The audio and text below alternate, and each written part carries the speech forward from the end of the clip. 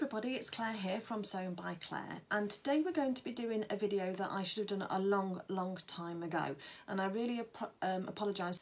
Just to say a really big thank you to Pauline Barrington and Tracy, who are subscribers of mine, who donated some money towards the cost of this kit in order that I could bring this video to you. So they've both helped to sponsor this video for you, and I want to say a big thank you to them and thank them for their kindness.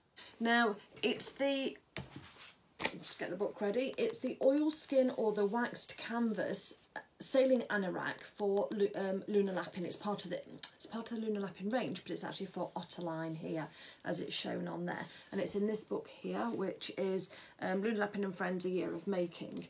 And Otterline is shown there wearing this jacket. Now someone in my group, I'll put their name up here because I want to carry on with the recording, otherwise I'm going to have false starts, but I'll put their name up here. Thank you so much for showing me your version made out of quilting cotton and with a lined hood as well. I love both of those ideas, because my concern is, or my reluctance to make this a garment is mainly down to the fabric.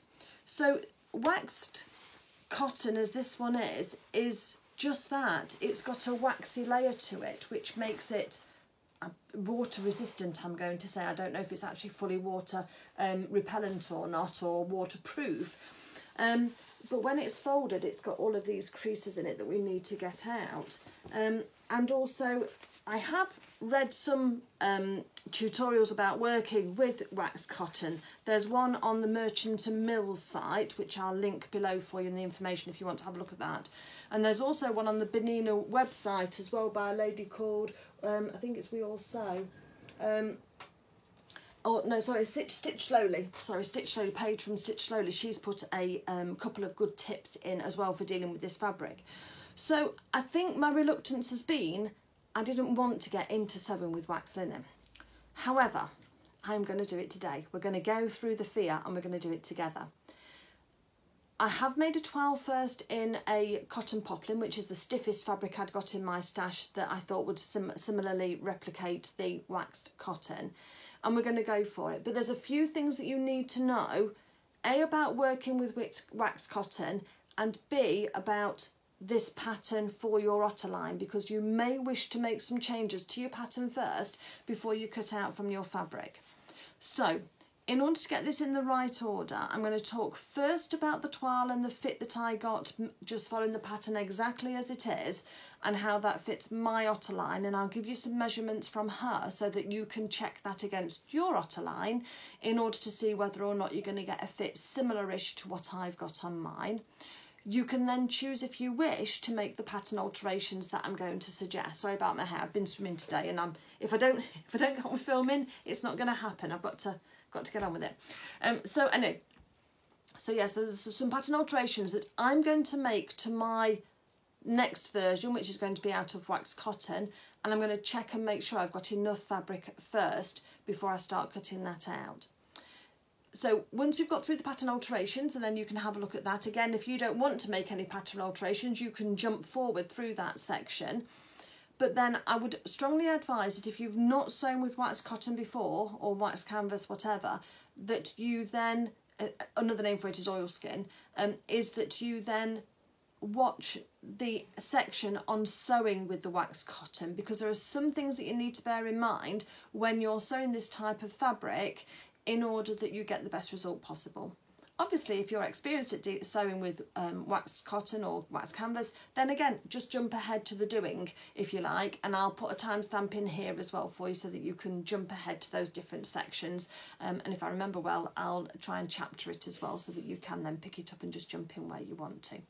I think that with all of the explanations that we're going to do first, you probably better just to, I know you might want to just jump straight in, but if I could urge you, just make yourself a quick drink, grab yourself a biscuit or something, sit down and just listen to what I've got to say about the pattern alterations and or the oilskin, and then you'll be in the best place possible to jump ahead and then get going on your garment, and you'll be able to hopefully get it perfect first time, which is what we want you to be able to do, sewing along with me. If you're new to my channel, then just to say that my channels are quite wordy, they are quite explanatory rich, if you like. I try and put in as much detail as I can, and that has been found by other members of the sewing community to be really useful to them, especially if they are beginners or improvers, and that they can get the best result possible. Sorry for all the I'm getting back into filming again after I've had quite a long break, so I apologise for that. I'll try and stop it, but as it's an automatic reflex, it's really difficult to not do it.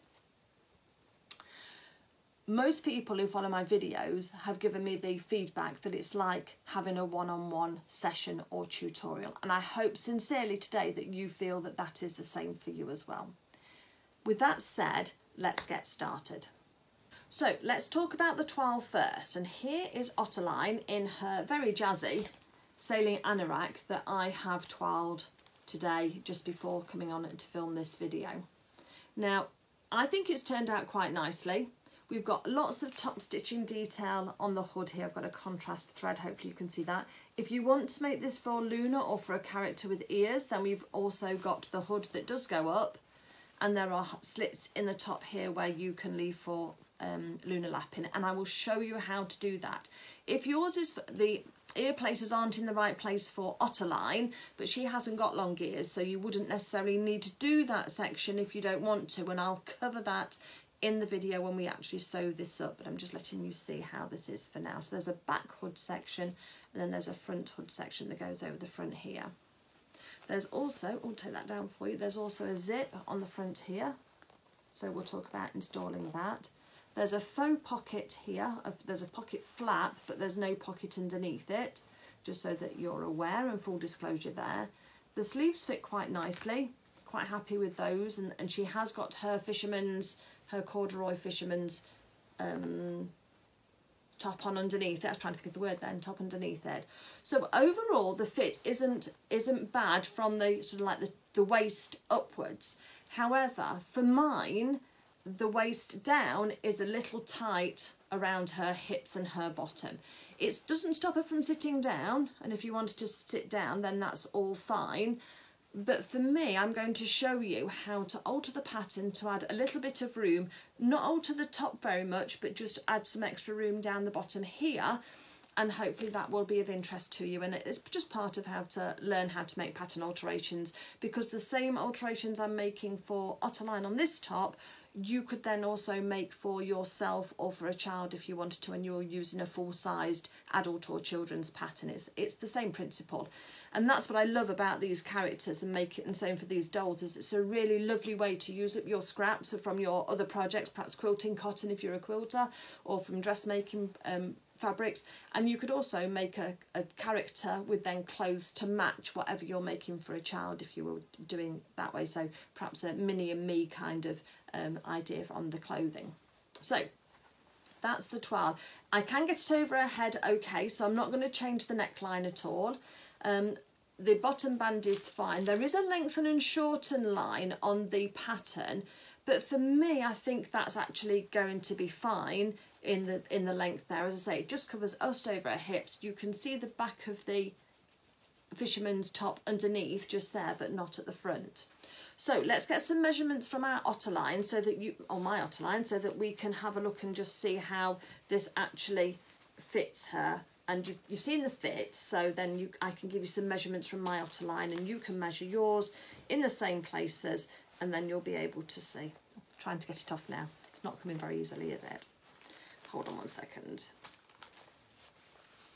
It's just the same thing. Sorry, Ottoline, getting you pulled around, aren't we? Let's not pull your arms off. Okay, so it may be that if you're making this for a child, you might want to just make sure that your seams are nice and secure, just because obviously there's a bit of pulling and tugging to get that on and off. I'm not going to change the sleeves on mine, but if you wanted to change the sleeves, you can have a look at the alterations I did for Bramble Bear from the Meadow Suite collection, and I did the old schoolroom dress, and I altered the sleeve circumference for her arms on that for Bramble Bear, and also just under the arm you have to alter just under the arm side as well, and then I think I added a little bit more on the bodice as well for that one. So you can use that pattern reference if you want. If you just do a search for Meadow Suite, then you'll be able to look down the list and find the old schoolroom dress. And I think in the first part I talk about the pattern, the fit, and things that I did for the second one. Okay, so let's get the tape measure. That is the next thing that I need. And it's never there when you want it, is it? Right, okay. So for my Otterline, I'm going to measure her wearing her fisherman's top, which is this one here, which in the book is the one that she wears underneath her anorak. And let's just measure around her arm. So her arm is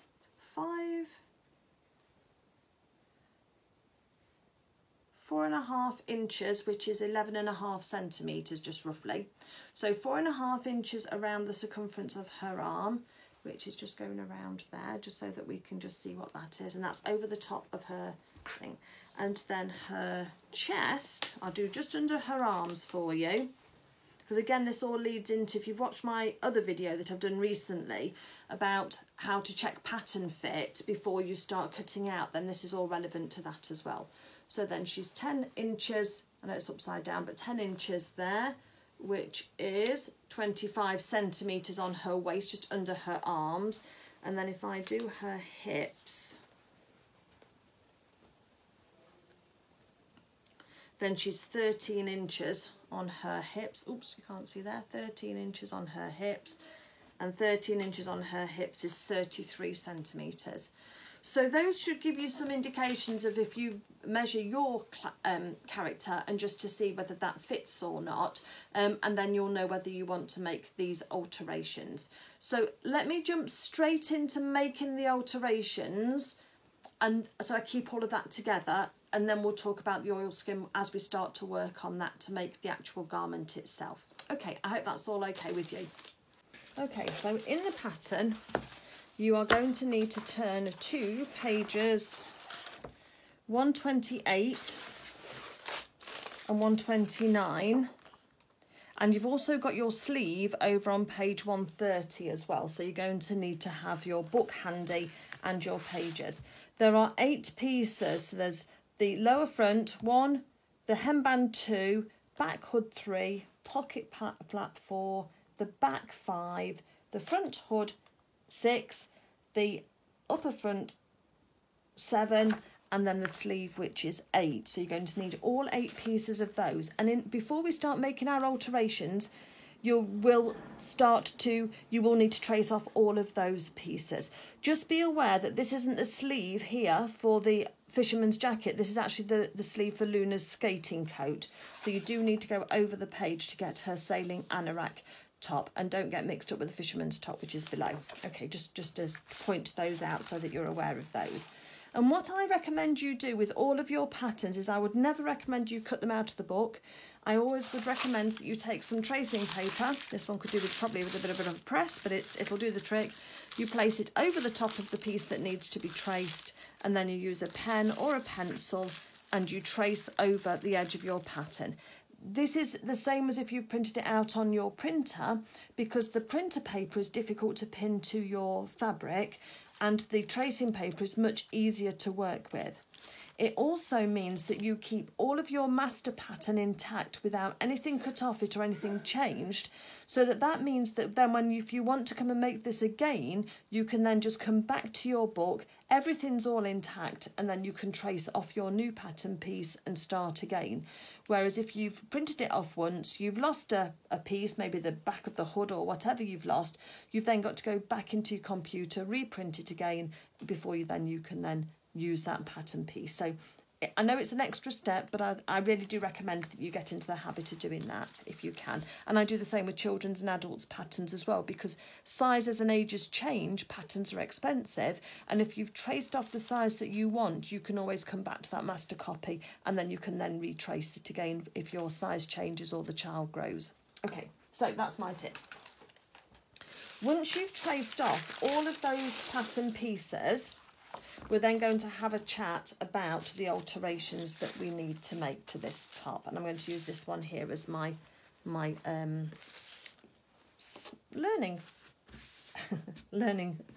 teaching aid, that's the word I wanted. So let's start first with the back, because it might be that we can actually put enough in the back that we don't need to do the front. Ideally, we would balance out the back and the front so that they are equally half and half. That would be the sensible thing to do. So maybe we do need to add a little bit in. Yeah, perhaps we do. You'll get to know me. I talk to myself as I'm doing it and then sort it through. So let's look at our pattern piece. So I'm not going to change the sleeve at this moment in time. I am going to need to change the hemband because anything I add in this area here, either front or back, then alters this hemband that's been sewn on the front here, which is where your cord goes through to make it a tie front. So we are going to need to change that. We're going to need to change the upper front. We're going to need to change the lower front, which is not to hand at the moment. It's probably on the floor somewhere. We're going to change the back as well. The pocket flap I'm not going to change. I'm going to avoid that. Okay, so I've got my lower front as well. I just haven't written on it. Okay. We don't need any of the hood bits, so we can put those out of the way. So I've put to the side the 2 hood pieces, the sleeve and the pocket flap. Everything else I'm keeping. So 4 pieces we've got to alter in order to put more room on here, but we're going to take them one by one. We're going to start with the back. Now, in order to alter this pattern slightly, what I want to do is just sort of add some extra along the back here.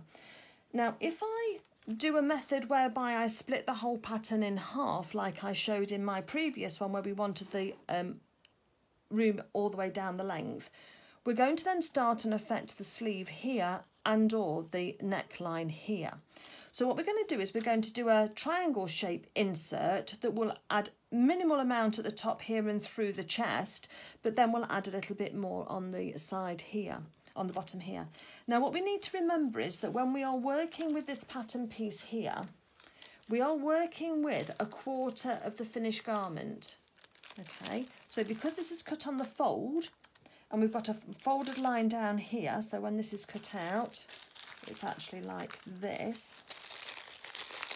Any alteration we do to this one pattern piece, which is for 1/4 of the garment, will double the actual amount of room that's added into the finished garment. So because if I add 1 centimetre in here, then by default, because it's cut on the fold, there's going to be 1 centimetre added here when it's cut out. So we just need to bear that in mind.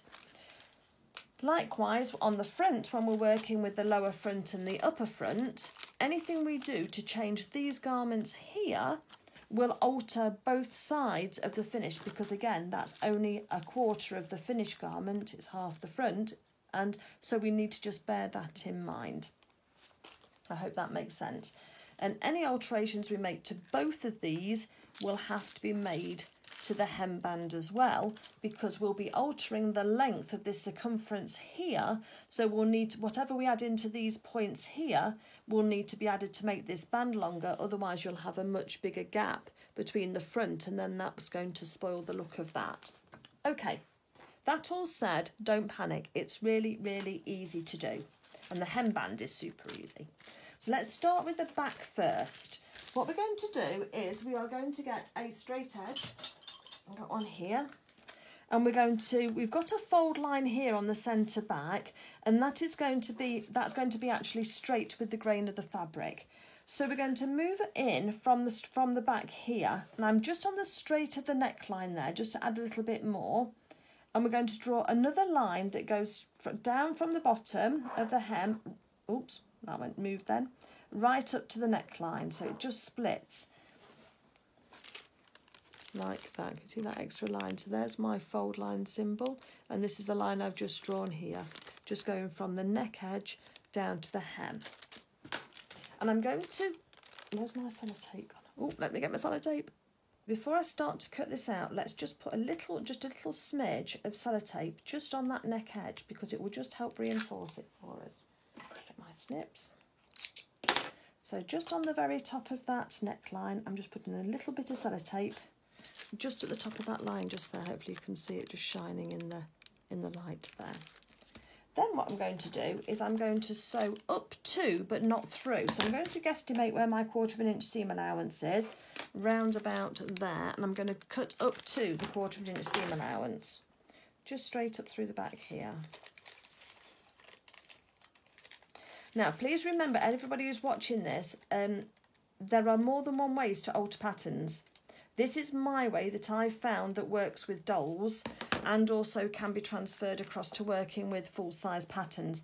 However, if you've got a preferred method, please use that, or if you've got a preferred tutor that you trust and have used in the past, then please feel free to use their method. This is just showing people who've not got any of those resources yet, just as how they could do it. And then, so I stopped at that little mark there that I did for my 1/4 inch seam allowance, and now from the neck edge, I'm just going to snip into that, just so that the pattern can just move slightly. We're then going to get a piece of tissue paper that was at least the length of our, and this is why I like to keep my scraps for this, just nice and easily. And then I'm going to just sellotape down the folded edge of this pattern piece. So let's just pop that on there. We can do a bit of sellotape at the top there.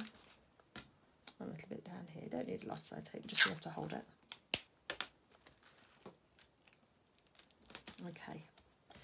So I'm going to guesstimate that we're going to add about 4 centimetres to this top. You can add more if you prefer, you can add less. The principle is still the same. So there'll be a centimetre added here, and then a centimetre added here and here. So what I'm going to do is, using my seam gauge, which is this, I'm now going to measure 1 centimetre. So I've just moved the other side out of the pattern out of the way. So from this folded edge here, I'm just going to measure 1 centimetre out. And I've got a little mark just there. So the difference here is plus 1 centimetre. So I often write on it just in case I ever forget what I've added. So plus 1 centimetre is written just at the bottom there. Then what I do is, let's get another bit of sellotape ready. I'm then going to angle out the edge of this top here until the edge is on that 1 centimetre mark. And then once I've got that set down, as long as everything's all nice and straight, I'm then going to put that other edge onto that mark there and just sellotape it down. That just holds everything together. So so before we do anything else, then all I'm going to do now is just join up this hem amount, just draw across it, and that's all I need to do, because now I can just cut out along this hem edge here and take off the paper at the top, because we don't need that. And we've got an amended pattern piece here. So if I shade in the bit that I've added, then you'll be able to see how this looks going along. So here's the fold line. That line there hasn't changed, that needs to be on the folded edge. And then at the top here you can see there's nothing added, and then it gradually gets wider until we get down to the bottom where I'm on my 1 centimetre mark just at the bottom there. And this shaded area is everything that we are adding into the bottom of this garment. Now there is an argument to say that because we've moved this out, this bottom edge now isn't square and that it's gone up slightly. So there is an argument that, should you wish, you could always add an extra piece of paper just at the bottom here and just make sure that you've got a right angle at the bottom here between the bottom of your garment where it was on the fold and there, but it's millimetres. I'm not going to make that alteration. Hopefully you can see that that's just a few, literally, if I use this gauge instead, you'll be able to see that it's just a minimal amount that it's risen up by. If we change this, we have to then change the front, and for that small amount, I think it might be 1/4 inch. I'm not going to change that. It just doesn't matter to me that it's going to tip up slightly at the side seams. If it does for you, just add a little bit of paper here and then just square this off on the bottom there. But we've now added 2 centimetres to the circumference of this bottom band, because if you remember, when this was together, oops, get my side seams together, where have they gone? Then we've worked on 1/4 of the pattern and we've added 1 centimetre. So when we open this pattern piece out, when it's cut on the fabric, there'll be an extra 1 centimetre here and an extra 1 centimetre here. I hope that makes sense. So that's the back done. That's all we need to do. Let's put that onto our pattern pieces. That's done. On here, we've got the sailing anorak upper front and the sailing anorak lower front here. Please note that when you look at your pattern in the book, for this one, it'll be easier to see in the book, I think, than it is in my drawn copy. But the bottom, the hemline of the anorak here is slightly narrower than the hemline here. So this line here isn't absolutely straight, isn't vertical, it goes out a bit at the side. So I just want you to notice that, because this wider edge here is the top of the pattern. And in actual fact, on mine, I've written top so that I can see that on my very crinkly piece of paper, that this here has actually got a slight increase. So the measurement at the bottom is, it's not much, I don't think. So the measurement at the bottom is 8 centimetres. The measurement at the top is 8.5 centimetres. So it's half a centimetre difference, but you just need to know that. So the next thing that we're going to do with this is something very similar. I don't want to change the neckline here because that was fine with the hood.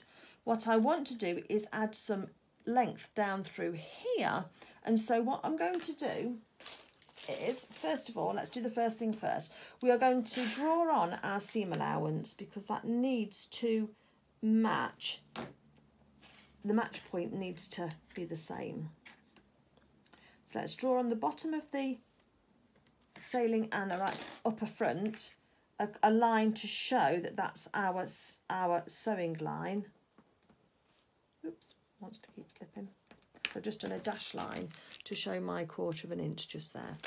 I'm now going to go to the top of the lower front. I know this all sounds confusing, but where those two bits are going to match, we're marking the seam allowance for those two.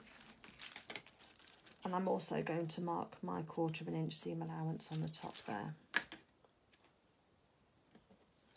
So this is going to make sure that we alter it the right amount in the right place. So again, just got a dotted line across there to denote that that's my seam allowance. So let's go back to our sellotape again. Let's put a little bit of sellotape. I'm just sort of roughly going to where the bodice, where the curve of the neckline is. I'm using my straight of grain for the centre front, which is here. So here's the arm side, and there's the shoulder, here's the neck, and this is the centre front. And I'm going to draw a line that's perpendicular to that centre front that's just going to move that along. So we've just got a line going up and down. It's going into my piece of sellotape.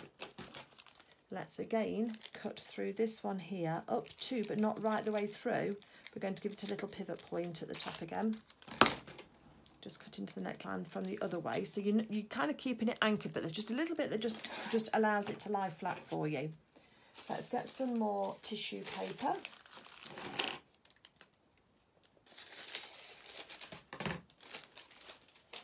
You can use coloured paper if you want to show what you've changed, but this hopefully will be enough for you. And then I'm going to stick down the centre front again, because that's the one that's going to stay on straight of grain for us. Just lift that one out of the way so I can just put some sellotape on there. Let's have that one ready. Now what I want to do now is go and change the same one here. So let's just have a look and see where we went in. So I'm just matching up the two pattern pieces, and I'm just drawing a line where the straight front was. So let's just keep that, and that's going to be my point that I'm going to alter so that it matches. Let's just go down. And this time we are going to have to cut through all the way through this line here. Well, before we do that, let's just do a couple of reference points here and keep that nice and flat, and here. So I've just dissected that line. Should have done it before I cut it, but you can see that those lines match up, so I can tell when I've matched it up straight. That's because we're cutting it apart completely. So now, on this piece of paper, I'm going to stick down this part of the pattern that we've already started working with, the straight bit that's going to be straight of grain.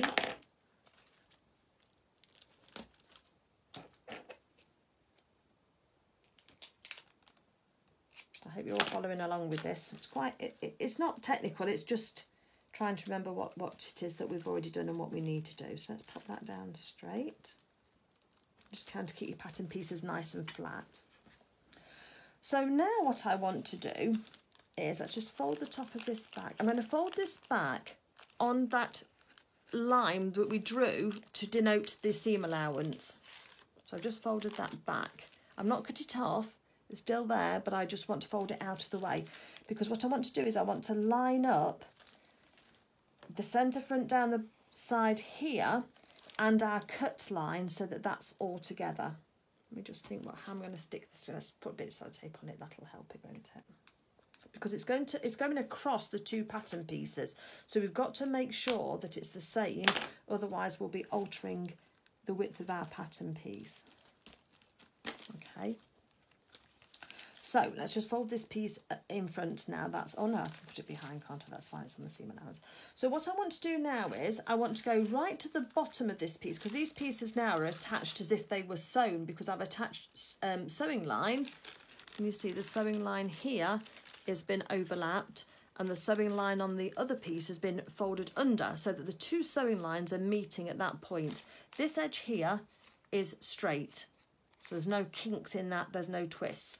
And then the cut lines are the same all the way down. So now what I want to do is go down to the hem, and I want to make my mark for my 1 centimetre.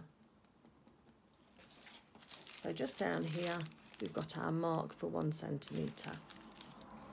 Then I'm going to match up the bottom of the hem on the, I'll tell you what we'll do first. We'll draw these perpendicular lines across, that'll help us line it up. So the two lines that I drew, so 2 marks there that we then split, I've now just extended across that gap of 1 centimetre. So if I hold that, this is the other piece of the pattern piece, if I hold it together, you can see those 2 lines together where they split the line across, hopefully. And then what I've done is I've drawn these 2 lines, extended them across, so that if I wanted to add 3, 4, 5 centimetres to it, I know that I can add it at this point and this point, and that they will still be correct in line with the original pattern piece. We're only doing 1 centimetre today, so that's fine. So now I am going to fold these in so that they match, and I want to fold in, slide in the front and the back so that the lines on the outside match. So I'm lining up the hem point here down the bottom, sorry for all my fingers, and I'm also lining up the side seam here to make sure that that's right as well. Here's where they break off, they're separated, and then when I lie them on top of each other, especially at that sewing point where that seam allowance is, they match. I'm just going to weight this down with something for now because I want that to hold where it is. Let's get a little bit of sellotape, making sure that's in the right place. I'm just going to stick down on the top here, that together, that's right. And making sure I don't stick down the top up here, let's just put a piece of sellotape on there. And then now, working on the upper front, we can get those cut edges to the same and those side seams to the same, and then I'm just going to stick that down too. So what we've done is, let me just shade in this area here so you can see all the way up. So what we've done here is we've added in this shaded area here all the way up to the front. So it's going from nothing at the neck edge, a little bit through the chest area, but not much, but then most of it is down in this hip area, which is where I wanted to add that. And we've added 1 centimetre here, so that'll add another 2 centimetres to the overall width, circumference of the top at the hip point, and we've actually added that now. So we're just going to join this together now, the line, snip the hem edge off, as we were. And then very carefully, if you fold back between your pattern pieces, you'll be able to snip through the sellotape that we put in, holding those 2 pattern pieces together on that draw line without breaking that. And we've got our pattern piece there and our pattern piece here. And I'm just going to now, on the cut lines, just draw in those lines to make sure they're correct. and trim off the excess tissue paper that we don't need anymore, because we've made our alteration. There's a bit much there as well. Just take that off the back. If any of this doesn't make sense, watch it all the way through to the end to see what the end result is, and then go and watch it again from the beginning. And generally that will help you work out exactly what it is that's been done. I hope I've explained it well enough. But it does take a little bit to get your head in. And what we've got is we've got this, these two pattern pieces have now been altered, and we've altered it through the centre, well, through this area here where we've extended it, but you can see it's on that wedge shape. So we had to join these two together on that sewing line in order that that wedge shape would follow along with the side seam and still be right. Okay, that was the most difficult part. This was partly easy. These two, marginally easy, hopefully you'll agree. This one's really easy because all we're going to do is get another piece of tissue paper. We're going to sellotape it on, and we are going to just extend the lines of the bottom band by 2 centimetres because it's cut on the fold. So then we'll be adding 4 centimetres in total, and I can't find the end of my sellotape. So this is where I'm saying just have to be aware of where we're actually adding the space and whether your pattern piece is cut on the fold or on the double. So let's just extend this top edge here first. Let's extend the bottom edge again. And then we're going to then measure out from the original cut edge 2 centimetres and then join that together. And I can put plus 2 centimetres to make sure that I remember that. Let's trim off the excess of our tissue paper.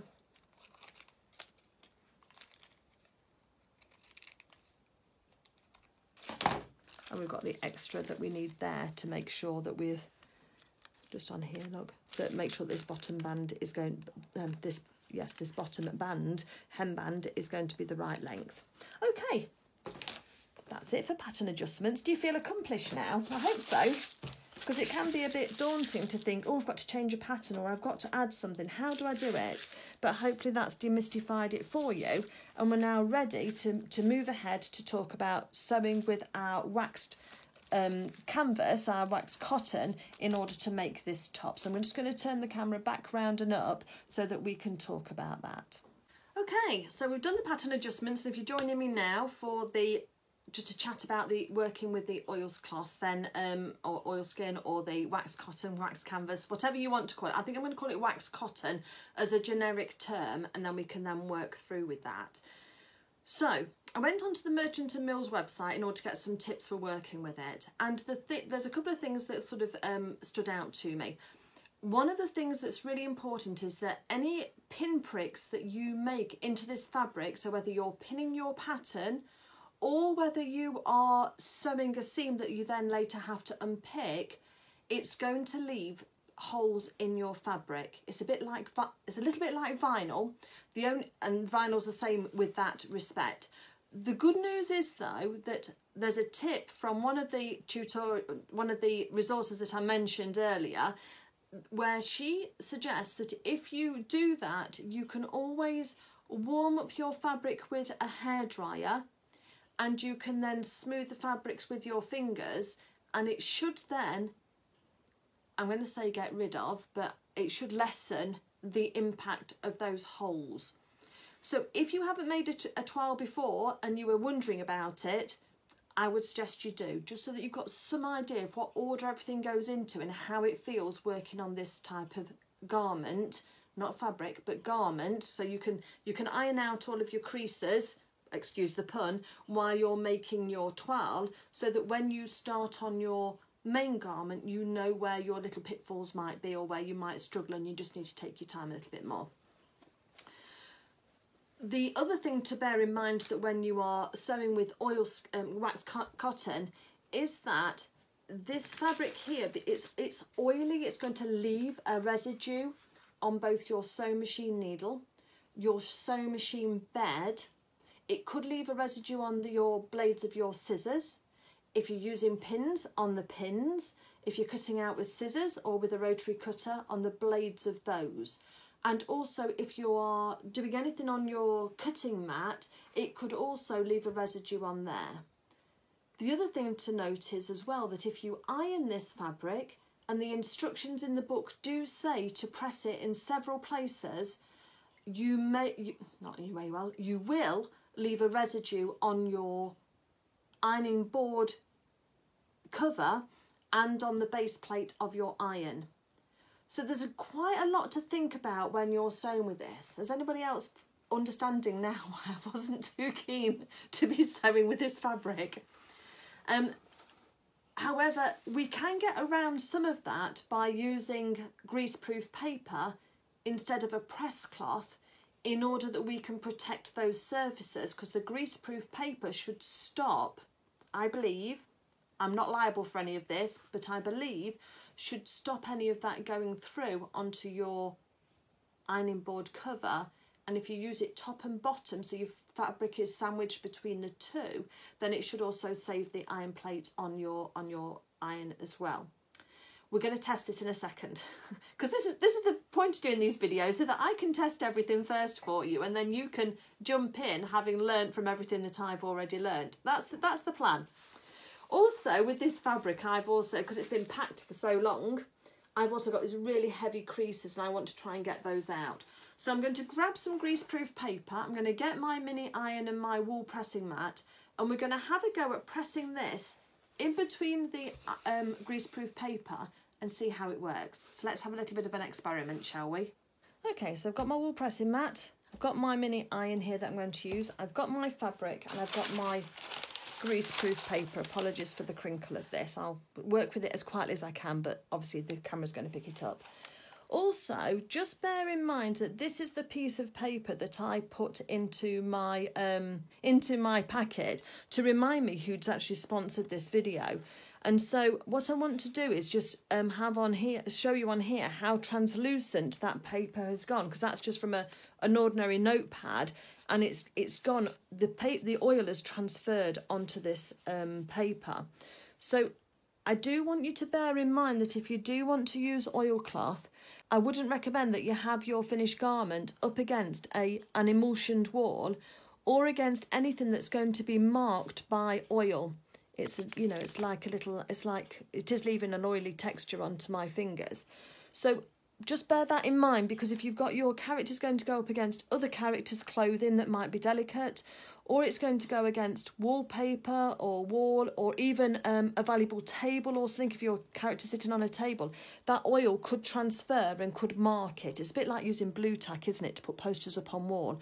When you take the blue tack off, often there's an oily residue left on the wall behind it. And that's, I suppose, these are all the reasons. Obviously, if you want the look, then you can go for it. The other thing that somebody did say to me as well is that you could always use a shower curtain. If you've got a shower curtain, you could always use that, because they don't tend to, they've got they're plastic feeling, but they're more of a fabric material, but it would still perhaps give you the look of an anorak without actually having to sew with the wax cotton. But this is the one that I've been tasked to do, and lots of you have done it, so it can't be that bad. So I'm going to turn my paper down onto my pressing mat. I've got no steam on my iron, so let's just take the steam off so that we've got no steam on the iron, because we're going through paper, so there's no point, we're only going to make our paper soggy. And then I've got my piece of wax cotton here with my creases, and I'm now going to just pop my other piece of greaseproof paper over the top, making sure it's completely covered so I can't get any on the bottom of my iron. I've turned my iron down to a medium heat as well, and I'm just going to press over this fabric. Now I can see already that the oil and the wax inside the fabric is melting slightly. Ooh, crinkle, crinkle. And it is sort of, I can see it transferring a little bit onto the paper. Okay, it's working, the creases are reducing, so let's just keep on with that a little bit more, just put a little bit more heat on there, making sure that my paper doesn't shift. And this is going to give me one final piece of nicely pressed cloth, so that I can use that for cutting out. Yeah, so hopefully you can see here the creases have definitely reduced in the section that I've ironed here compared to where they originally started off here. So off camera, because of the noise, I'm going to press the rest of this oilskin in order that it is then all ready for me to look at for cutting out. What I want to say is that all of your pins and your cutting mat and your machine sewing bed and your needles and the underneath of your presser foot, I would use this alcohol. So this is an antiseptic, obviously it's in Spanish because I live in Spain, but this is a rubbing alcohol, a high alcohol content, and you can use that on a bit of cotton wool to rub over the surfaces where the waxed cotton has been, and it will remove any traces of that wax for you should you need it. I mean, this one is 500 mils. I've had it a couple of years, but it only cost me €2, look. So it's not an expensive product to buy. You can perhaps get it from a chemist or from online or what have you, but this is just an antiseptic rubbing alcohol that should take that off for you, but I just thought I'd mention that as well. So we're going to carry on and press this wax cotton, and then we'll carry on with the rest of the video. Okay, so I have finished ironing my fabric. Just to say that I did end up putting a cross mark on both sides of my greaseproof paper, the sides that were in contact with the fabric, so that these don't get turned over by mistake, and then obviously you get the oily residue onto your ironing board cover or the base of your iron. So those two crosses denote that my fabric needs to be in the middle of those. So it's just another little tip as well for that. So put that out of the way. So here's the fabric that we've got. I folded it in half. I've located my selvage edge, and I've folded my fabric in half so that the cut edge is equidistant on the edge there. If we want to check that the grain is straight, what we do is we measure from the fold line here across to the selvage edge, and then we take note of that number. So it's about 25 centimetres at the top, and let's just make sure we're about, oh no, we're slightly off, look, 25 centimetres is there. So this piece of fabric hasn't actually been cut straight in the first place, which is a bit of a shame. I didn't cut it, it came in the kit. So let's move it so that it is 25 centimetres top and bottom, and then we'll at least know that that then is right. Okay, so that's a little crease there. And I am getting a little residue on my finger when I am actually cutting this. So that needs to come in slightly, just at the top, from there to there, 25. Right, that's actually my straight of grain, so you can see how off this piece of fabric is. It's been cut off straight of grain. Okay, so let's now go through our pattern pieces and identify. So sleeve is cut 2, the upper front is cut 2, the lower front is cut 1 on the fold. So let's keep our fold pieces down out of the way. We're just going to sort through these. The hemband is cut 1 on the fold, so we need to keep that to one side. The back is cut 1 on the fold. The flap pocket is only cut 1, so we can bear that in mind. And then on the hood, we have to bear in mind that the fold edge here is actually at the top, so that's going to be on a fold as well. So that's going to actually go sideways across here. We don't often change the direction on our garments, but on this one it does. There is a cutting guide in the book as well, where your instructions are on page 32. There is a cutting line demonstration here for you to show you how to lay that out. Let's follow that if we can. So there's our hood. Sleeve is going to go down here. There's the back. Here's the front. And here's the button band down at the bottom. I usually try and save fabric if I can, so let's put that right down at the bottom.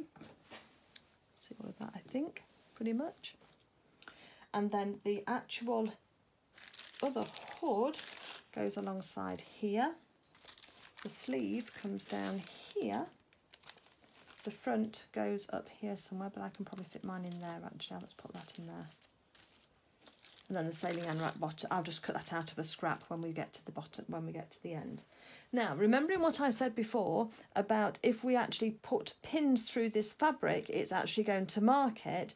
What I'm actually going to do is use some pattern weights to weight this down, and then I'm going to then draw around these pattern pieces. I think that's going to be the safest for me to be able to get this onto the fabric. And some people have said that you can actually mark it with a bit of a line. Let's see if I can mark it with, oh, you can. Right, I'm going to use the edge of my awl. You could use the edge of some scissors if you wanted to. You just want to just have something that you can draw along the edge of the fabric with, and hopefully you can see there's a line there. I'll zoom in for you so you can see that line there, and we can trace round our pattern pieces in that way. So then we're not using any pins at all. We are just going to trace round, and it's going to give us this line to follow. So just take your time and mark round each of your pattern pieces in turn, and that will give you your cutting line in order that we can then get this as accurate as possible. So let me just mark this one. I'm probably off camera for you just slightly. Hold on a second, and I chose a bad piece, didn't I, to be able to show you straight away. Just make sure you don't go off the edge of your fabric. There we go, that's that piece done. Let me just put that piece out of the way for now. If you have got any, they're called binding clips, any of these, then it would be a good idea to get these out, because we can use these to clip our pattern piece to our fabric for the moment without using pins. And we'll be using those while we sew as well. So then let's have a look and let's do the next one. So we can put this up against it so we've got one line to follow. That would be good. Hold it down. And then I'm just going to trace around this as well, making sure that we know where we are.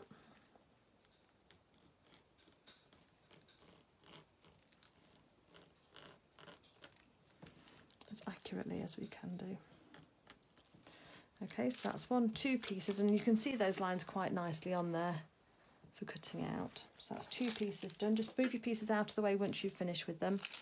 So I'm doing all of my double pieces first. These ones are all on the fold. So now you've seen what I've done. I'm just going to carry on marking my pattern pieces, and then I'm going to cut them out. Just remember to keep everything that you use for this project. If you are using the waxed cotton, just keep it to one side so that you'll be able to clean it off effectively afterwards. If you want to make yours out of a quilting cotton, then go ahead and just use pins instead within the seam allowance. All of the directions will be the same, except you'll be able to press with your iron, and you'll be able to use pins in your garments as well. Okay, so that's got that bit there done. Let me just carry on, and I'll come back to you once I've finished marking this and cutting it out. Okay, so we've got all of our pieces cut out now. So we've got the hemband, we've got the sleeves, we've got the back, we've got the fronts, we've got the upper front, we've got the lower front, we've got the 2 pieces here for the hood as well, and then we've got the single piece for the pocket flap. So what I want to do now is just make sure that we've got all of our notches marked on both sides of these, and I'm just going to use this awl again, or you can use the point of a quick unpick if you wanted to. So just make sure that you're marking your edges. Now it does talk in the book about I did an didn't I? Sorry. It does talk in the book about neatening your edges, but I do think that with this waxed canvas, you probably won't need to do that, because although it might fray a little bit, I don't think it's going to fray that much. And we are going to be doing some top stitching on here, and that will help to limit any fraying anyway. So just make sure that you mark your notches.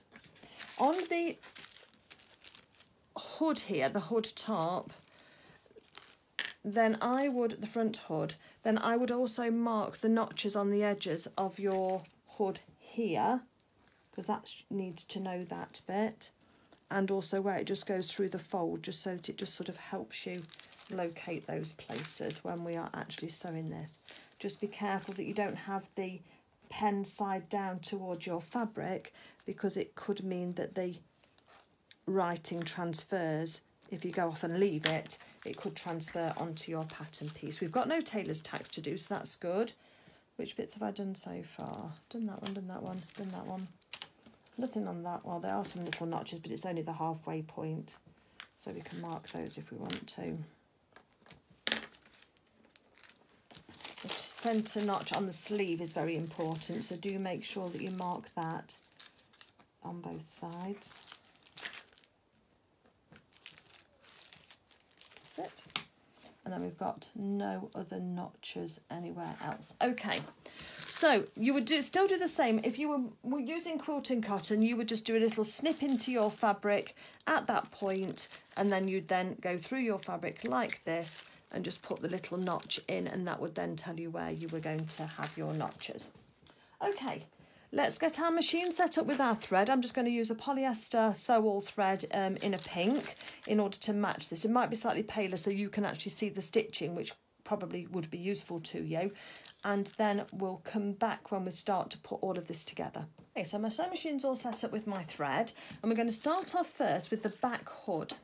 Now on the back hood pattern piece, I want you to notice there's 2 notches on this side which are quite far apart from each other, and there's 2 notches here which are quite close together. It's this edge here with the 2 notches close together that we're actually going to sew first.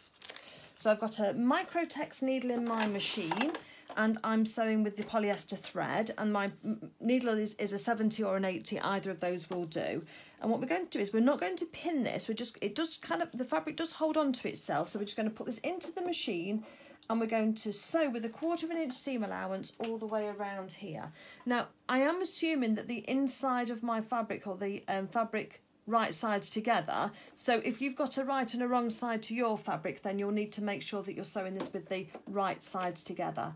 So let's do a couple of stitches forward, couple of stitches back, and then let's just follow this along.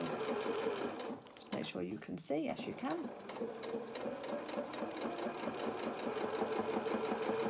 Just guide that curve around, and then we're just going to then just reverse at the end. Oops. My machine does keep jumping down like that. I do apologise. It's just a little bit of a fault with it. It's so many a mile is this machine.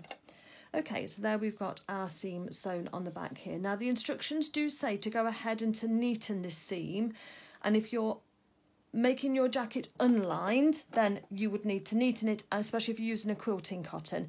But with this wax one, as I've just said, I'm not going to do that with mine. So what we're going to do now is we are going to it says to press. So we are going to use the heat of our fingers and our fingernails to press this seam open. Well, not the seam open, the seam allowance to one side. So I've just pressed that with my fingers, and that's staying quite nicely to one side. I'm then going to move my needle across so that I can use my needle across to the left hand side so I can follow the line. So I've got lines on my presser foot. Apologies if you already know this. But I've got a line on my presser foot where it changes from plastic to metal. So I move my needle across so that it's in this position here over to the left hand side, and then I follow that line on my original sewing line, and it means then that my stitches for my top stitching are just a couple of millimetres to the side of that, and that works really well for me. So just be aware if there are marks on your presser foot that you can use, which will help you get a nice seam. I also recommend that we start on this wider edge first rather than on the pointier top, because I think it will be easier for us to work with. So let's get on with doing this. I'm just moving my seam allowance to the side because that will be better for me to work with. We're going to take this nice, whenever we're top stitching, we always take it nice and steady. So line up the marks on your presser foot, and I'm just pulling the 2 sides of the hood apart slightly so that it can make sure that that seam is nice and straight and nice and exposed down to the stitch line. I'm also going to, because we're top stitching, I'm going to take my stitch length up to 3 as well, which is my top stitch length, which I like to use. I'm not going to reverse sew on the end here, I'm just going to sew all the way through. When I've done a few stitches, I'm going to stop and put my needle in the work so I can just readjust where I'm stitching, because you need to readjust a few times while you're sewing this seam. So just take a little bit of a time. It is slower is better. Because if you remember, we don't want to be unpicking any of these stitches because it will leave a mark in your fabric. So a little bit at a time, just keep readjusting.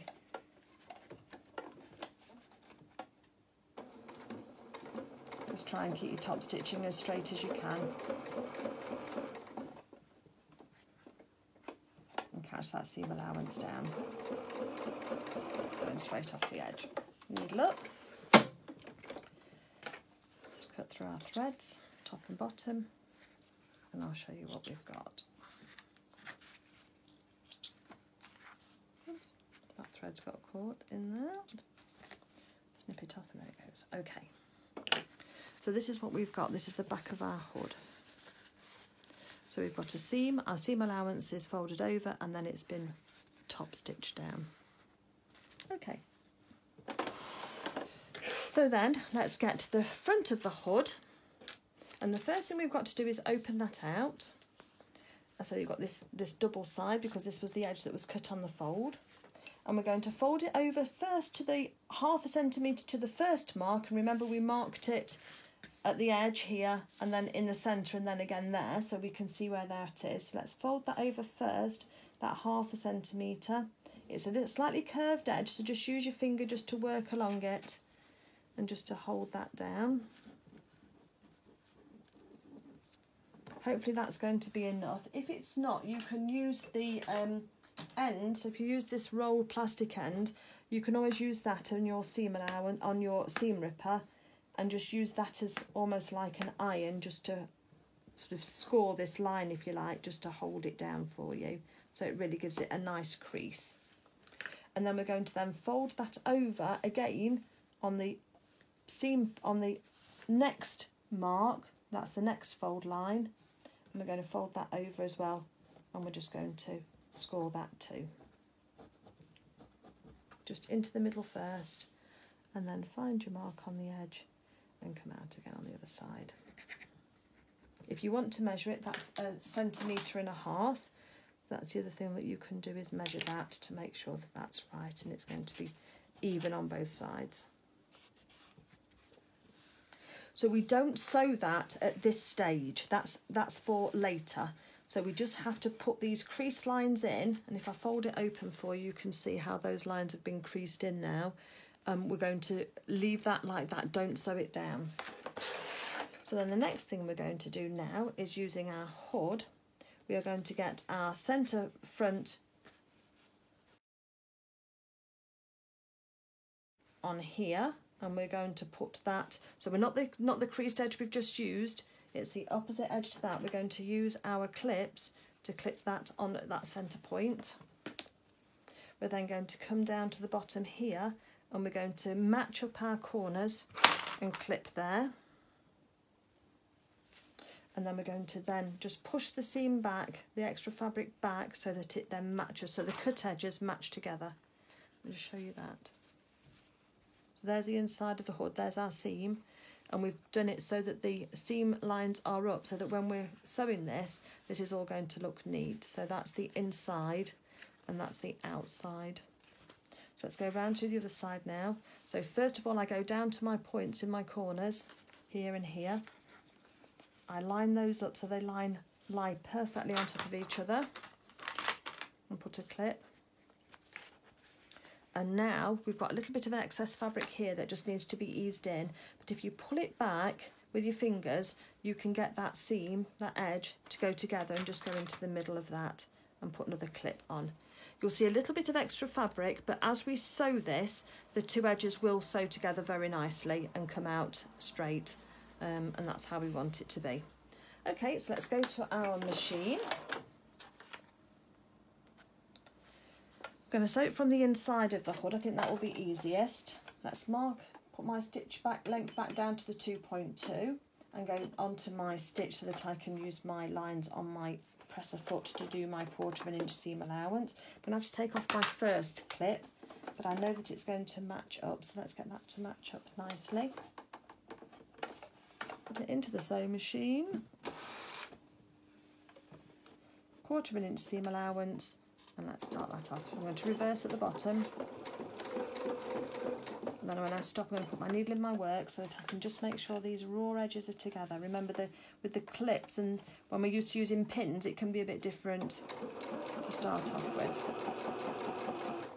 So when we stop, that needle is in the work. Take off our clip. Just make sure everything's all together.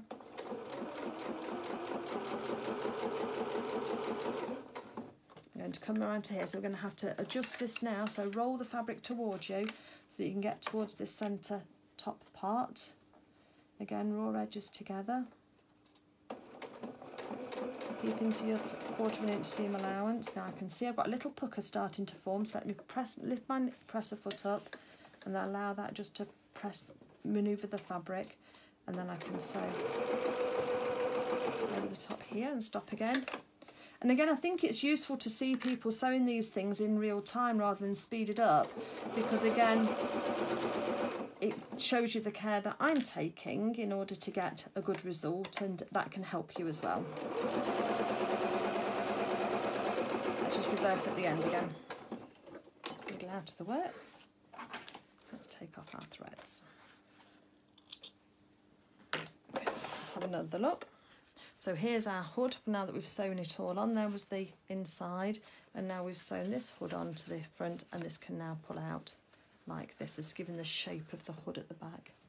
I did forget to tell you one thing, and I'll put a note in to make sure that you didn't. I'm going to leave mine, but if you are sewing your sailing anorak for Luna, the marks on the edge of the edge here to leave open, so you would sew up to one mark, leave it open, reverse stitch, then jump ahead to just sew across this centre piece and reverse at start and stop, and then join your fabric again, your thread again here, and then sew from here down to the bottom. That will give you the openings for the hood that you need to then have here so that you can poke ears out. I haven't done that. I do apologise. I should have done that. Okay.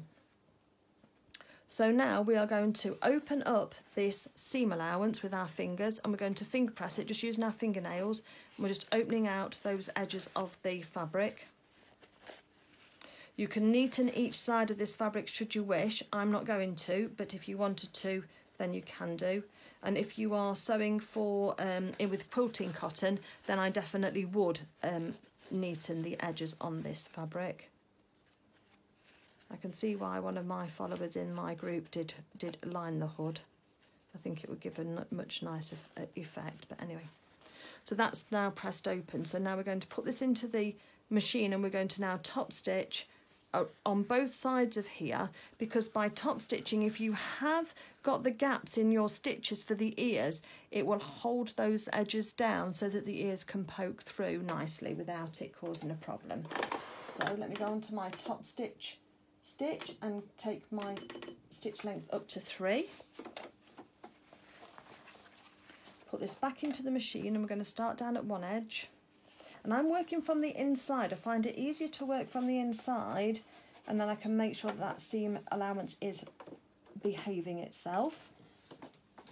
Find the mark on my presser foot, and that will make sure that I've got a nice consistent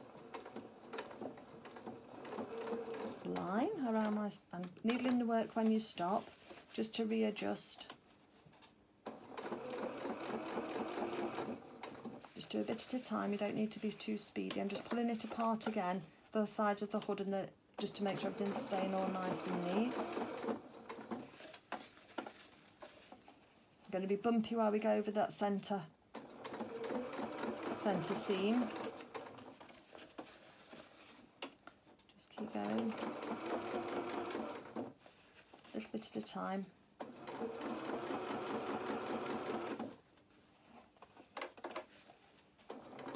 Then down to the neck edge. Now don't take your threads out completely, just off the edge. And then you're going to lift up your presser foot, you're going to turn it round, and then you're going to just give yourself a little bit of room with your threads, and then put your needle back down again without breaking your threads. And you can then sew the other side at the other end. So let's keep those.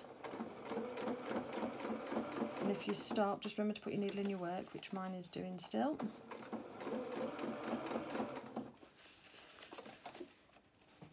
Now take your time over this centre bit because it will be a little bit bulkier.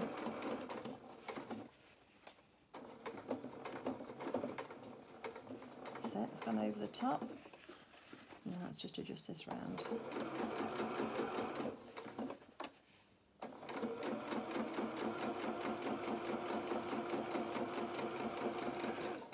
Just going to set off the edge. Okay, and then we take out our threads, snip those off, and from the outside we can see that we've got our top stitching either side of our hood, and on the inside we've got the stitching close to the hood. Now if you wanted to, you could carefully trim back your seam allowance to your stitches and just make that nice and neat as well. It's up to you. I'm going to leave mine as it is, but you could do that if you wanted to. Okay, so that's the hood at the moment. That's where we are with that. And so what we're going to do now is, let me check the instructions.